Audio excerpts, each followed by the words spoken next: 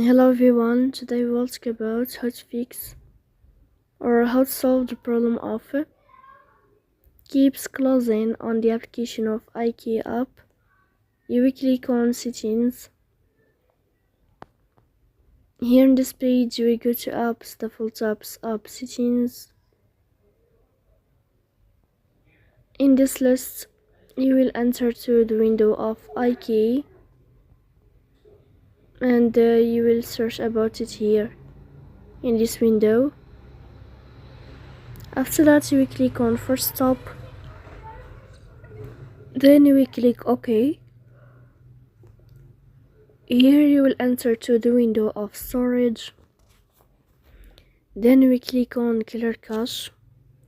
In the end you can turn on your airplane mode and then you will turn off your airplane mode again, so please don't forget to support